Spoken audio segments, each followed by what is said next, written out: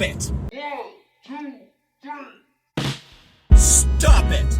That's not right. That is just not right. Nothing should sound that good.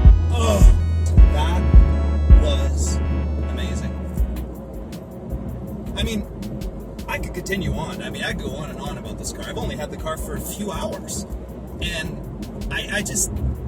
really. It's a 911, yeah. 4S, yes. Love the green color. Love the beige interior. Love everything about this car. I don't want to give it back. If you ever go into a Porsche store, Porsche retailer, you'll see they have a magazine. The magazine's called Christophorus. Now, Christophorus is a German translation or version of Christopher.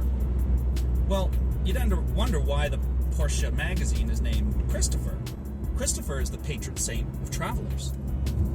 And that kind of hit me over the head not long ago when I got out of the car and took some photos of it. As I was walking back into the car, I thought to myself, I could do this all day. I could drive this car in back roads, North Toronto, and keep going and going. Stop, get in, get out, drive a little fast, drive a little slow, take some curvy streets, get on the highway. This car really does it all, and I think that's the cool thing about a 911. Yet another piece of Porsche design that I can't help but love.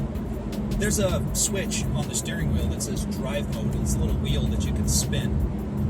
Right in the middle of that wheel, you realize there's a black button.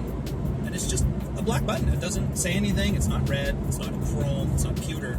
It's just this black button. And you look at it for a little while and you think to yourself, I wonder what that button's for. Clearly, I can pick my drive modes. And if I want, I can switch over from a normal to a sport plus, individual. I can set up my own. But right now, I'm in normal mode. I also have the exhaust set to be a little bit on the noisy side, but it just sounds so lovely. But yeah, it's a really great feature because it's kind of like a hooligan button, except they don't actually really advertise it. I mean, if this was a Ferrari, believe me, that button would be red. But what does it do?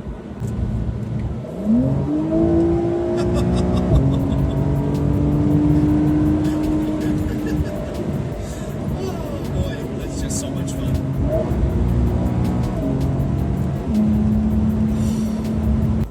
As I'm getting on the highway here, I'm reminded of one of those little features, one of those little details that Porsche does so well.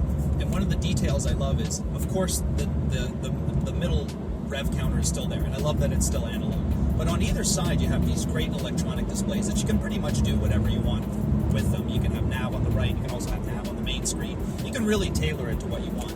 But because this is a traveler's car, I love that you have a digital display of the speed, along with right beside it, your maximum speed limit. It's a good thing that's there. That's definitely a good thing that that's there.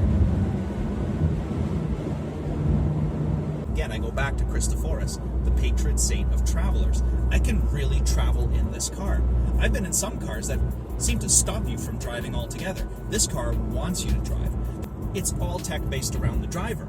As soon as my hand gets towards the screen pops out a menu. I haven't even touched the menu yet. I know I want a menu, but the screen is already there saying, oh, here's the menu. Great little tool, but at the same time, and I think this is what I love about Porsche, to the uninitiated, normally, of course, your ignition key, if you needed a key, would be on the right-hand side, on a left-hand drive vehicle in North America. Porsche have always put the ignition on the side of the door. And this goes back into history with the 24-hour of Le Mans. In the past, it used to be a sprint start. You used to have to run to your car as the driver from the other part of the track. Now, getting started and getting ahead is really important. So if you can imagine getting in the car, it would have been a manual transmission, having to put the key in the ignition and start the car and then putting it into gear is a problem. So Porsche actually had the key on the other side, so it could go into gear and the driver could start the car at the same time using both hands and get going. Doesn't sound like a big deal, but when that puts your vehicle out several meters in front and several car lengths in front of a whole bunch of other cars that are lined up, you can gain places immediately. Does this car need that? No, it doesn't need it. It doesn't need that in any way, shape, or form. Yet they leave the switch. Why? History. Nostalgia. So what is it? What's the why of the buy of a 911? We used to ask ourselves that question in sales back when I sold cars. Well, what's the why of buying? What is it that's really making them buy the vehicle? And you can always get buying kind of down to wants and needs. And do you need a 911? No, absolutely not. You don't need a 911. Do you want a 911? I can totally see why someone would want a 911. This car is incredible. It just does so much. It's technologically advanced, yet at the same time, it's so driver-focused and so pure. It's so centered around driving and enjoying the drive. And it's not about absolute rocket speed, although this car is very fast. You'd look at the horsepower numbers and think otherwise, maybe, if you really only ever looked at horsepower numbers and put them on a grid. Something you won't ever see on this show. I don't particularly like comparing cars by those graphs and numbers that a lot of people do, and then they put them on these charts, and they try to rate them, and it's 3 points behind this car. What's the point? What point are you making with all those points? You shouldn't have a point. It's a 911. What does it do for you? I know what it does for me. The car turns you into Steve McQueen. That's what it does. It's amazing, but it does it. I don't know how it does it, but it does it. So yeah, it's probably not going to do that. That's probably a little over-indulgent of me, but hey, I love Steve McQueen.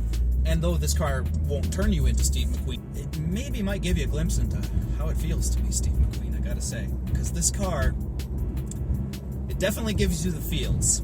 It definitely gives you the feels. Christopher, patron saint of travel. Speaking of saints, thanks very much to Pfaff for letting me borrow this car for so many hours. It was really enjoyable. Really got to understand the whole ethos. This is really just a great drive. And I gotta say, if you ever have the chance, you should probably drive one. And if you do want to drive one, and if you do want to buy one, guess what? Pfaff can help you out with that for sure. And I'm sure they'd be happy to help me with this. And I would be happy to accept. Gonna have to work a little bit harder, but nonetheless, I can dig it. I mean, I'm buying what this car's selling. That is for sure.